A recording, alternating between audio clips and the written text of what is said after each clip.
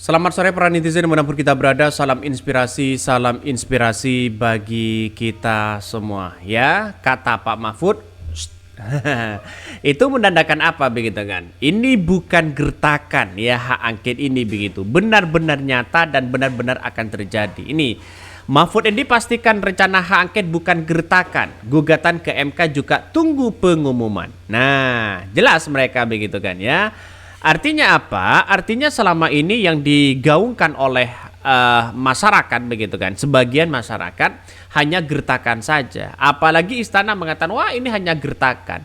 Padahal Pak Mahfud ini sudah menyatakan tinggal menunggu jadwal saja ya. Nampaknya di belakang DPR ini ya dipimpin oleh orang-orang yang hebat. Pak Mahfud ini sudah tahu bagaimana kelemahan istana, bagaimana kelemahan dari DPR, bagaimana kelemahan dari MK, bagaimana kelemahan-kelemahan ya hukum selama ini begitu. Profesor Mahfud pasti tahu begitu kan. Artinya apa? Bahwa ya bisa saja hak angket ini dipimpin oleh Pak Mahfud di belakangnya untuk memberikan solusi-solusi terbaik kepada DPR. Apa yang harus mau dilakukan dan sebagainya. Karena Pak Mahfud berpengalaman begitu kan. Artinya secara tidak langsung begitu kan, oret-oretan di situ, masukan-masukan di situ pasti ya Pak Mahfud tahu ya di dalamnya bagaimana DPR yang seharusnya kita terjadi. Ini masih dalam nuansa penyusunan draft ya hak angket ini kepada DPR, dan di situ akan dibahas. Setelah dibahas tinggal diketok palu saja begitu kan, siapa yang setuju dan siapa yang tidak.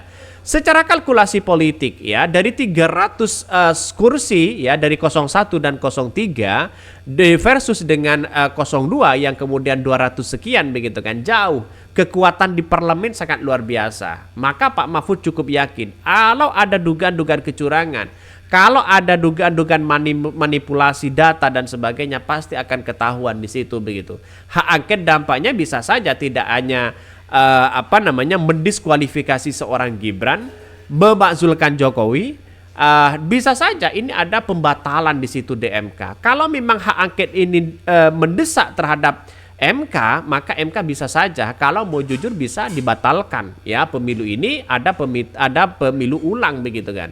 Jadi artinya ya tergantung dari MK, dari situasi mereka begitu kan ya, mau nggak begitu untuk berperilaku jujur dan sebagainya. Itu yang menjadi catatan penting begitu. Jadi artinya apa, kita tahu yang namanya proses demokrasi itu sangat panjang sekali begitu kan ya.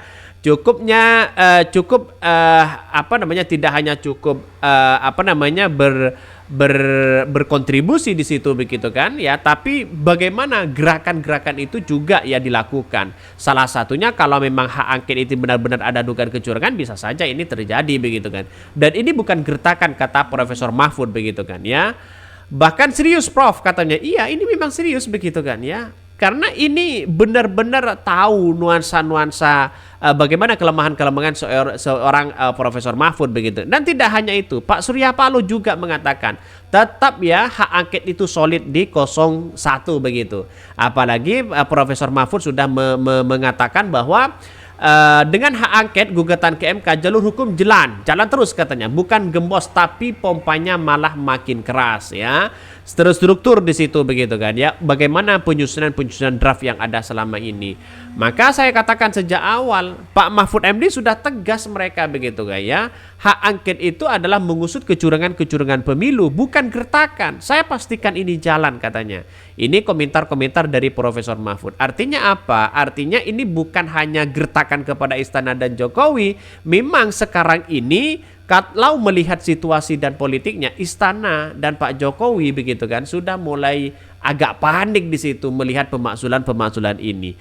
Lantas, apakah tinggal diam seperti itu? Tidak begitu kan. Pasti ada nuansa-nuansa satu. Bagaimana ya partai-partai atau ketum-ketum partai bisa saja dibisik-bisikin ya,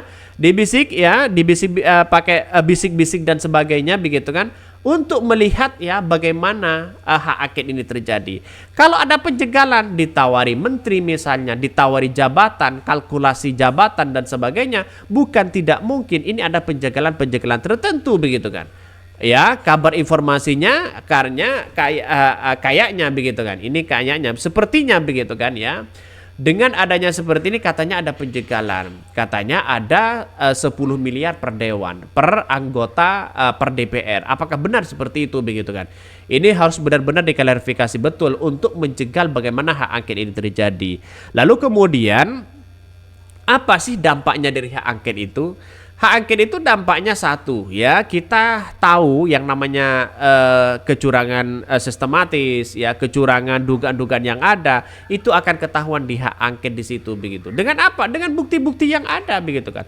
Bukti-bukti dikumpulkan semua, hak angket tetap berjalan begitu kan, karena ini kewenangan begitu di situ, maka jalan utamanya bisa saja mengarah kepada MK di situ. Maka di MK tetap berjalan. Terus kemudian yang lain juga berjalan, ini sangat-sangat luar biasa kepada kita begitu kan. Artinya apa? Artinya harus benar-benar hati-hati dan dijaga betul begitu kan.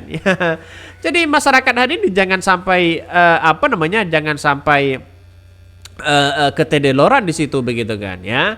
Karena kita tahu bahwa yang namanya politik itu karena memang nuansanya adalah berbeda begitu kan ya. Kekuatan dari istana sangat power begitu kan ya.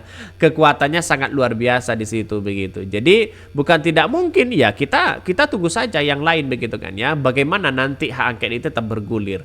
Wah, ini akan semakin ada demo besar-besaran begitu kan. Ujung-ujungnya pasti seperti itu. Karena apa? Karena demo besar-besaran itu ya terjadi mungkin dengan adanya ketidakpuasan masyarakat ya, terkait dengan adanya pemilu yang seperti ini, merasa dicurangi ya, merasa merasa ada dugaan-dugaan dipermainkan dan sebagainya begitu. Bahkan ya Mahfud MD pastikan hak angket bukan gertakan, gugatan ke MK juga tunggu pengumuman KPU. Calon Wakil Presiden nomor 3 Mahfud MD memastikan ya rencana hak angket untuk menyelidiki dugaan kecurangan pada pemilu di 2024 bukanlah sekedar gertakan. Mahfud MD menyatakan tim Demokrasi Keadilan TDK ya Ganjar Mahfud akan mengajukan gugatan ke Mahkamah Konstitusi 3 hari setelah Komisi Pemilihan Umum KPU mengumumkan hasil pemilihan presiden 2024 pada 20 Maret mendatang. Artinya gugatan akan diajukan pada 24 Maret 2024. Soal angket ini banyak masyarakat bertanya, angket gugatan ke MK kok belum berjalan? Ini semua ada jadwalnya, kata Pak Mahfud ya. Meski tidak TDK belum mengajukan gugatan, Mahfud menuturkan tim hukum Paslon 3 telah menyiapkan bukti sidang sengketa Pilpres di 2024. TPN sudah siap dan sudah lengkap di situ. Bahkan mantan koordinator politik hukum dan keamanan tersebut menegaskan partai pengusung Ganjar Mahfud yakni P3 dan PDP akan solid dan tidak gembos dalam pengajuan hak angket di DPR terkait dugaan kecurangan pemilu di 2024. Masa persidangan 3 tahun sidang 2003-2004 ditutup pada 6 Februari 2004. Selanjutnya masa reses DPR berlangsung mulai 7 Februari 2004 hingga 4 Maret 2024. Artinya ini sedang dibahas hari ini begitu kan ya. Lagi-lagi dibahas dan acuan-acuan di situ sudah mulai tahu siapa mereka yang bermain begitu kan. Jadi saya yakinnya Profesor Mahfud akan tahu kelemahan-kelemahan pemerintah, kelemahan-kelemahan dari istana, kelemahan-kelemahan dari konstitusi selama ini begitu kan. Apalagi MK, dia pasti tahu kelemahan-kelemahannya. Jadi artinya apa? Artinya selama ini kalau kita menggaungkan kejujuran ya, pasti nanti akan terjadi 2 putaran. Saya yakinnya itu begitu kan ya. Maka sekarang ini masih muncul hak angket begitu kan. Hak angket benar-benar dikawal, pemilu benar-benar dikawal begitu. Takut terjadi nuansa-nuansa yang tidak diinginkan. Mungkin itu yang kami sampaikan ya, tonton terus channel Hodari Podcast Rakyat ini karena ada berita-berita menarik dan viral setiap harinya. Salam para netizen, salam inspirasi bagi kita semua. Jangan lupa di subscribe di YouTube Hodari Podcast Rakyat ini.